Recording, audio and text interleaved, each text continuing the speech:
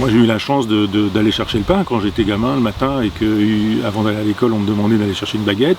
J'allais chercher une baguette de pain et je rentrais dans une boulangerie où il y avait un parfum extraordinaire. Il y avait un certain nombre d'objets qui étaient là, il y avait du miel, on pouvait acheter du miel, puis il y avait quelques pâtisseries. Mais des pâtisseries très sobres, on avait le pain au chocolat, on avait le chausson aux pommes et puis le croissant, ça n'allait guère au-delà. Mais le parfum du pain, l'odeur du pain, pour moi c'est associé au petit matin, au petit déjeuner. Alors on ajoute le beurre, la confiture, le chocolat, il y a des parfums, il y a des odeurs. Puis on s'en va au travail.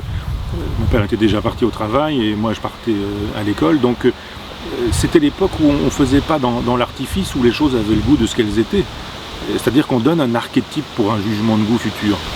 Quand on a mangé une fois quelque chose de bon, on sait ce que c'est et on peut juger par la suite tout ce qu'on mangera à l'aune de ce concept un jour créé.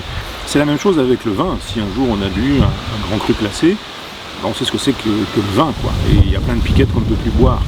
Et à l'époque, on n'avait pas besoin d'être docteur en panologie, je dirais. Quand on était boulanger dans un village, on avait appris ça de quelqu'un qui l'avait appris de quelqu'un qui l'avait appris de quelqu'un, etc. Il y avait une espèce de geste ancestral qui faisait que on avait ses habitudes, on allait acheter le blé, la minoterie, etc. Enfin, les choses étaient ancestrales et quand on les faisait comme on avait appris à les faire, on obtenait une espèce de quintessence. Et moi j'ai eu la chance dans mon enfance de goûter à des quintessences. Quintessence de pain, quintessence de lait, quintessence de beurre, et puis quintessence de viande, c'est-à-dire ou quintessence de tomates, quand mon père faisait des jardins, dans le jardin des fruits et des légumes, eh bien les légumes avaient un goût. C'est-à-dire le goût de la tomate, je sais ce que c'est. Et le goût de la salade, je sais ce que c'est. Donc quand on a eu la chance d'avoir droit à une éducation à l'archétype, et j'ai eu droit à l'éducation archétypale du pain, je peux aujourd'hui, quand je le goûte, savoir où il en est le pain qu'on me propose. Et souvent, il est loin de ce que j'ai goûté dans mon enfance. Alors pas seulement par nostalgie, mais simplement parce qu'aujourd'hui, l'agriculture a été polluée par la rentabilité, parce que les produits sont sales, dégoûtants, chimiques, toxiques, parce que les obligations prétendument hygiénistes des bureaucraties européennes nous obligent à ceci, nous obligent à cela, parce qu'il y a des conservateurs, des émulsifiants, parce qu'on est censé pouvoir, etc., etc. Sauf que quand on achète un pain le matin, à 17h, 18h, il est mou, il est flasque, il est flaccide, il disparaît, et c'est pas le pain que j'ai connu.